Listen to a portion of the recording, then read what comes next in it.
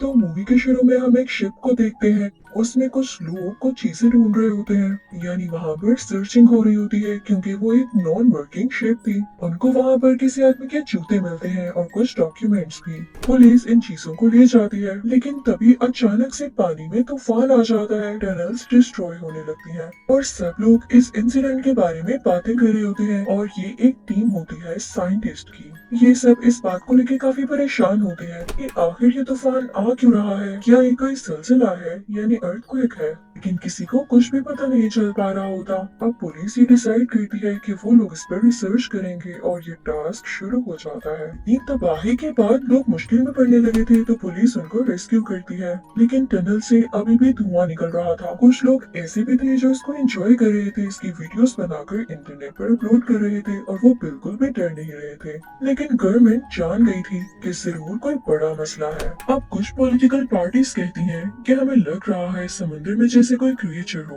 इन्हें ये भी पता चलता है कि समंदर का टेम्परेचर 100 डिग्री सेंटीग्रेड से भी ज्यादा है। वहाँ एक और आदमी कहता है कि कैसे पॉसिबल है कि कोई भी क्रिएचर इतने ज्यादा टेम्परेचर में सर्वाइव करे। तो बाकी सब कहते हैं कि क्या पता ये टेम्परेचर उसी क्रिएचर की वजह से इतना ज्यादा हुआ हो। अब यहाँ पर पॉलिटिशियंस की और साइंटिस्ट की मीटिंग होती है। तभी टेलीविजन पर एक न्यूज दिखाई जाती है जहाँ पर वो बहुत बड़ी ह्यूज टेल को विटनेस करते हैं, यानी उन्हें पानी में से एक बहुत ही बड़ी टेल निकलती हुई दिखाई देती है जैसे वाकई किसी क्रिएचर की हो। ये सब बहुत हैरान हो जाते हैं। सब कहते हैं कि हो सकता है ये कोई नई स्पीशी हो। अब ये लोग कहते हैं कि हम डिसाइड करेंगे वोटिंग के थ्रू कि इसे मारना है या कैद रखना है, और जो उनका फाइनल डिसीजन होता है वो उसे मारने पर होता है। अब वो क्रिएचर कहीं ट्रेवल करना चाहती थी तो वो पानी में से होती हुई और फिर शिप्स और बोट्स को डिस्ट्रॉय करते हुए ब्रिज तक पहुंचती है और ब्रिज को भी तोड़ते हुए आगे बढ़ती है। इसमें काफी ज्यादा लोग भी मारे जाते हैं। अब साइंटिस्ट प्राइम मिनिस्टर को बताते हैं कि ये क्रिएचर बहुत ज्यादा तबाही करने वाली है, इसको जल्द से जल्द मारा जाए। उधर एक आदमी जिसका नाम यागुची होता है उसे बताता है कि उसकी एक दोस्त है जिसका नाम हिरोमी है।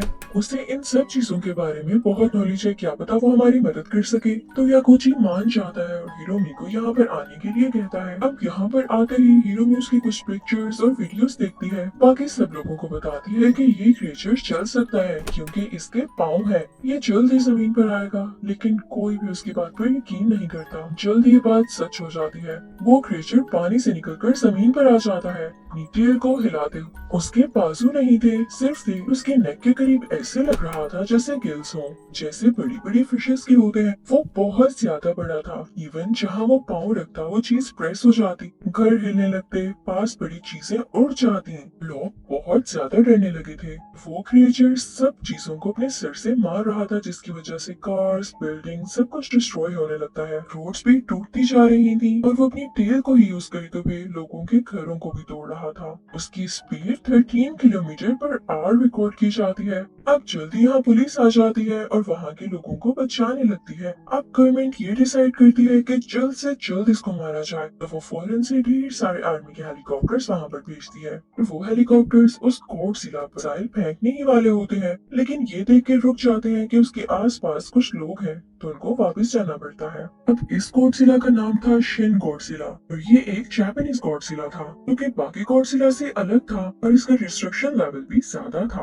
यागुची एक टीम बनाता है इसमें बहुत ही ज्यादा जीनियस और हार्ड वर्किंग लोग थे। तभी उनमें से एक जीनियस लड़का बोलता है कुछ लोगों ने इस गॉडजिला की बॉडी से फ्लूइड निकाला है, उस पर काफी ज्यादा एक्सपेरिमेंट्स हो रहे हैं। फिर उसके सैंपल्स अमेरिका में भेज दिए गए हैं। तो उनमें से एक और आदमी बोलता है पर ये खाता क्या होगा, इसमें इतनी एनर्जी आती कहाँ से है। हिरोमी सोच में पड़ जाती है और सोचती है उस दिन ओशन का टेम्परेचर क्यों बढ़ा था 100 सेंटीग्रेड, इतना ज्यादा कैसे हो गया। इसका यही मतलब है कि गॉडजिला जहाँ से एनर्जी लेता है वो या तो रेडियो एक्टिव रेज है या कोई न्यूक्लियर पावर सोर्स है।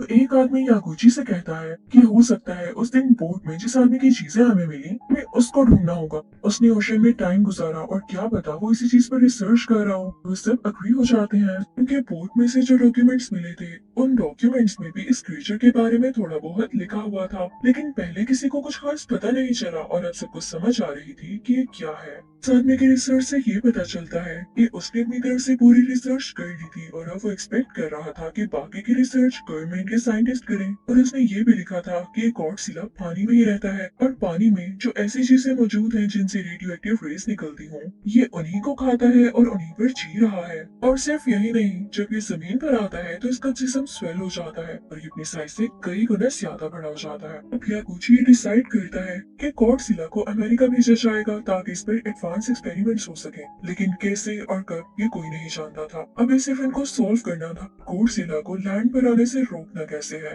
इनको ये भी पता चलता है कि गॉडजिला जब चाहे अपनी बॉडी का टेम्परेचर चेंज कर सकता है, इसीलिए वो बार बार लैंड पर आता है।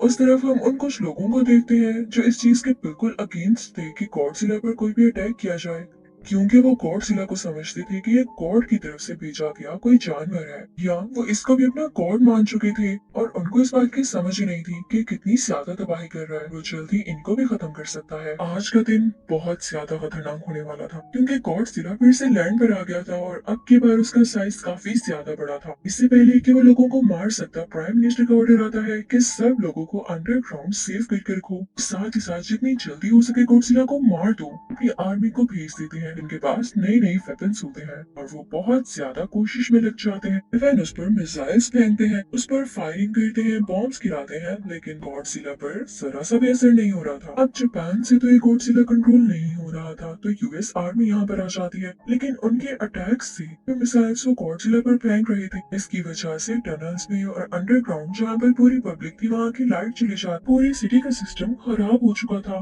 प्राइम मिनिस्टर जिस बिल्डिंग में थे वो भी उस एरिया में आती थी जहाँ पर यूएस आर्मी ने और मिसाइल्स फेंकने थे, तो वो भी यहाँ से चले जाते हैं। अब आर्मी गॉडजिला पर अटैक शुरू करती है। वो लोग अपने टैंक्स अपनी पोजीशंस पर खड़े कर देते हैं, कुछ एयर स्ट्राइक्स भी होते हैं। अनिशियन गॉडजिला पर चारों तरफ से अटैक होने लगता है, उस पर लोग फायरिंग करने लगते हैं, लेकिन उस पर कोई असर नहीं होता। लेकिन गॉडजिला इतना ज्यादा इंजर्ड हो चुका होता है, उसकी बॉडी से खून आने लगता है और अब की बार खून आने की वजह से वो वीक फील करता है और उसकी बॉडी से पर्पल और ब्लू लाइट निकलने लगती है और रोशनी उसके मुंह से भी निकलने लगती है और फिर उसके बाद अपने मुंह से आग निकालते हुए वो पूरी सिटी की बिल्डिंग्स पर आग लगा देता है और वो चलने लगती हैं। वो उस रे यानी आग से बिल्डिंग्स के भी दो टुकड़े कर देता है, यूएस आर्मी के हेलीकॉप्टर्स के भी, और इवन प्राइम मिनिस्टर का जहाज भी ब्लास्ट हो जाता है। और अब यहाँ पर काफी अजीब बात होती है, उसकी टेल में जैसे कोई सुराख यानी होल्स होते हैं और उनमें से भी पर्पल से लाइट निकलने लगती है, जो हर चीज को काटते हुए उसे आग लगाती जा रही थी। और हवा में यानी आसमान में जितने भी हेलीकॉप्टर्स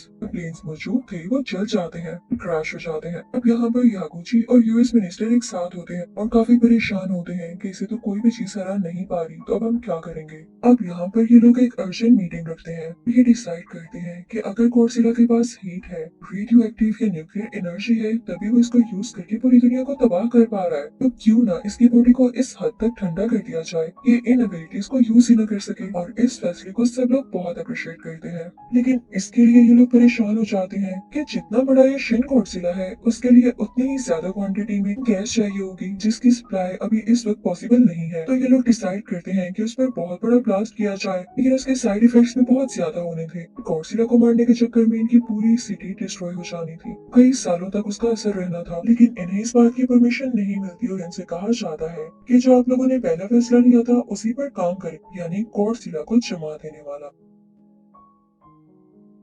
अब वो लोग एक प्लांट बनाते हैं जिसमें वो फ्रीजिंग गैस को खुद से प्रोड्यूस करेंगे। अब यूएस गवर्नमेंट जापान से कहती है कि हम आपके लोगों को रेस्क्यू करेंगे, उतनी देर आप अपने इस काम को मुकम्मल कीजिए यानी कंप्लीट कीजिए। और अब यहाँ पे हमें एक जर्नलिस्ट के थ्रू एक और बात पता चलती है कि वो आदमी जो बोट में मिसिंग हुआ था वो इस क्रिएचर या रेडियो एक्टिव मटेरियल पर क्यों रिसर्च कर रहा था, क्योंकि उसकी वाइफ की डेथ ऐसे हुई थी किसी रेडियो एक्टिव रे की वजह से।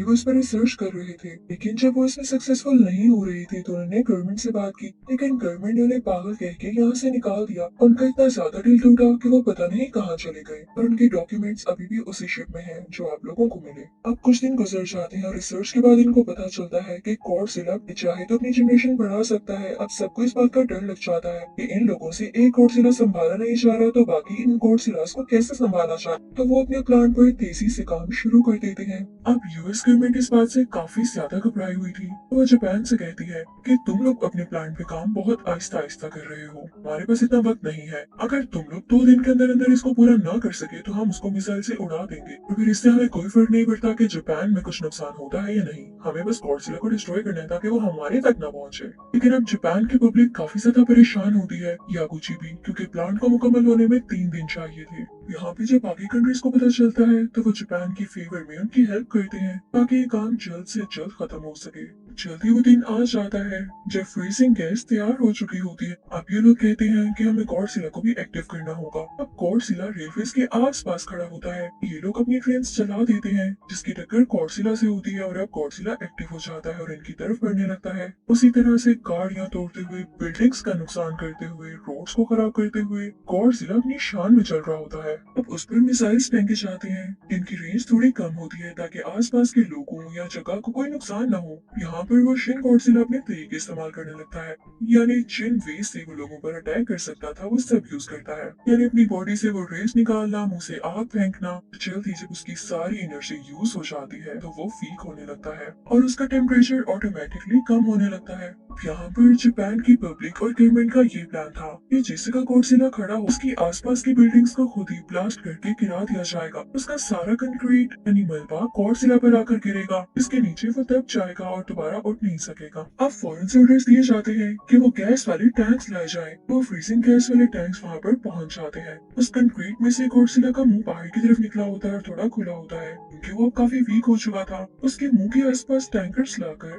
पाइप के थ्रू गैस अंदर डाली जाती है, लेकिन इससे उसे कोई फर्क नहीं पड़ता और वो कंक्रीट को हटाते हुए दोबारा से उठ खड़ा होता है क्योंकि शायद मुंह में गैस डालने से कोई फर्क नहीं पड़ने वाला था। वो दोबारा से अपनी टेल का यूज करते हुए बिल्डिंग्स को गिराने लगता है और अपनी रेस निकालने लगता है। अब ये सब लोग परेशान हो जाते हैं कि इसको दोबारा से कैसे गिराया जाए। तभी वहाँ पर मौजूद सब ट्रेन को स्टार्ट करके तेजी से गॉडजिला की तरफ भेज दिया जाता है। जैसे ही वो गॉडजिला से टकराती है तो गॉडजिला दोबारा से नीचे गिर जाता है और बिना टाइम वेस्ट किए हुए वो सब लोग इस पर वो फ्रीजिंग गैस दोबारा से छोड़ने लगते हैं। उन सब लोगों ने अपने मुंह पर मास्क पहना हो कि कहीं ये गैस इनको अफेक्ट न कर दे। अब ये लोग सारे पाइप्स की डायरेक्शन उसके मुंह और बॉडी की तरफ कर देते हैं और वो फ्रीजिंग गैस एक ही टाइम में उसके मुंह की तरफ छोड़ देते हैं। गॉडजिला दोबारा से उठ खड़ा होता है, लेकिन अब इसका टाइम ओवर हो चुका था क्योंकि इसकी बॉडी का टेम्परेचर इतना ज्यादा गिर चुका था कि ये वहाँ ही खड़े खड़े फ्रीज हो जाता है और बहुत सख्त पत्थर की तरह बन जाता है। ऐसे लग रहा था कि गॉडजिला का कोई नकली स्टैचू हो। जब सब लोगों को ये पता चलता है तो वो एक गहरा सुकून का सांस लेते हैं और बहुत खुश हो जाते हैं। इनको पता चलता है कि गॉडजिला इसी तरह फ्रीज रहेगा और जब इसको कुछ खाने को नहीं मिलेगा या रेडियो एक्टिव एनर्जी नहीं मिलेगी तो ये खुद ही खत्म हो जाएगा। और अब जापानीज गवर्नमेंट उन जगहों को ठीक करने लगती है जो गॉडजिला ने डिस्ट्रॉय की थी। और इसी के साथ ये मूवी यहीं पर खत्म होती है।